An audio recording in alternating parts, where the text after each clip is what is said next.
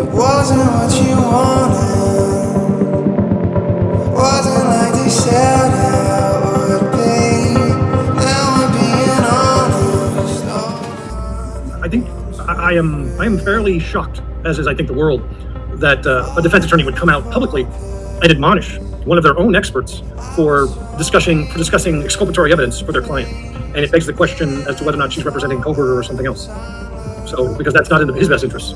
His best interests obviously are served by full disclosure of all exculpatory evidence and testing of all potentially exculpatory evidence. And that's all any expert should be, advocating for. If you're advocating for truth and justice and full disclosure and transparency, which are sort of the hallmarks of good scientific practice, that's what you're advocating for.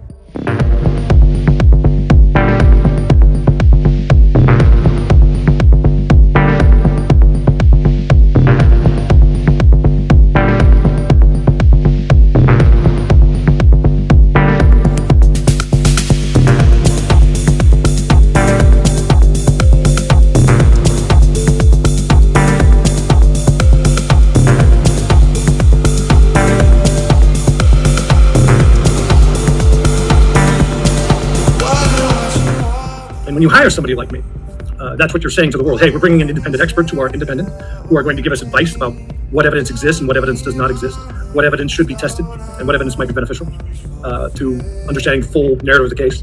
And the idea that you would leave physical evidence untested that has potential exculpatory value is shocking. It shocks the conscience. And so the idea that you would admonish somebody for saying, hey, there's this really important piece of untested evidence we need to talk about, that's sort of, again, it's problematic and it raises real questions for me. But let me explain something else. Let's flip it and say it this way. What would it say about an expert that you hired who sat on exculpatory evidence and didn't say anything publicly, and later on that evidence was discovered and tested? And the idea that you would admonish somebody for saying, hey, there's this really important piece of untested evidence that we need to talk about.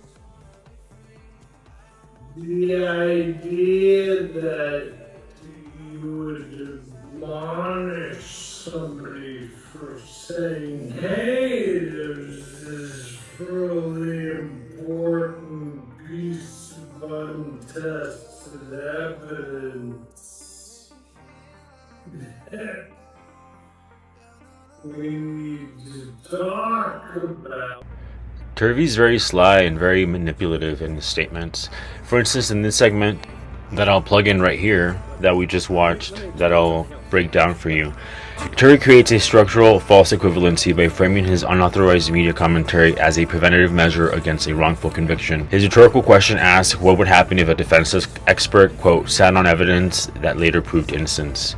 This misrepresents the legal mechanics of criminal discovery and expert retention. Within an adversarial legal system, a defense-retained expert cannot, quote, sit on or suppress evidence. The reports and findings are delivered directly to the retaining attorney, who legally acts as a principal controller of that work product. If the evidence was already in the defense's possession, it was not hidden from the system. It was subject to lead counsel's trial strategy and constitutional risk management. There's also his very explicit misdirection of confidentiality, because he basically equates the ethical requirement of principal silence with a deliberate cover-up or a systemic failure. Under the work product doctrine, keeping a client's case file private is not an act of suppression. It is a foundational Sixth Amendment requirement designed to protect the defense's strategy from the state. Suggesting that an expert must break confidentiality to ensure that, quote, the truth comes out, reveals a profound misunderstanding of derivative privilege, which belongs solely to the client and is managed exclusively by counsel. Turvey utilizes hypothetical inversion when he says, quote, let me flip it and say it this way, to switch his role from a contract breaker to a protective whistleblowing savior. This functions as moral shielding, allowing him to preemptively defend his breach of professional agency by mapping out a speculative, emotionally charged alternative reality where his silence would lead to a miscarriage of justice. The core intent of this passage and his statements in this exchange is to establish a public justification for violating professional boundaries by creating a false sense of immediate ethical urgency.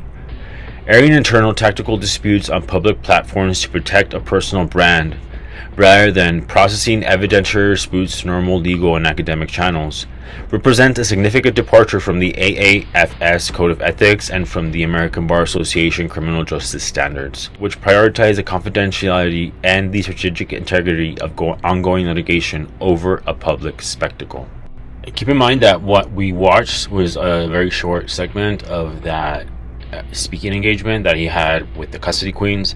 The entire interview is about 2 hours long, and to commit to an exhaustive review of his statements, I think that would best be done on a live broadcast, because putting a video together, stitching together all the different moments in which he acts and articulates things that are in total opposition to the guidelines that govern forensic science and law in the United States would be perhaps unnecessary and, to a certain point,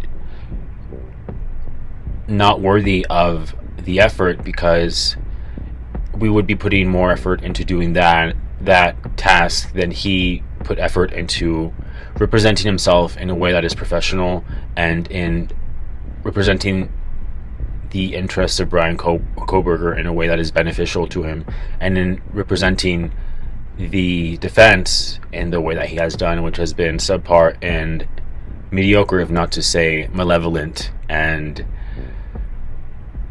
hell-bent on somehow, for some reason, sabotaging the efforts of the defense team that have been well documented and are part of the court record and have been going on for 3 years, longer now, but at least 3 years since.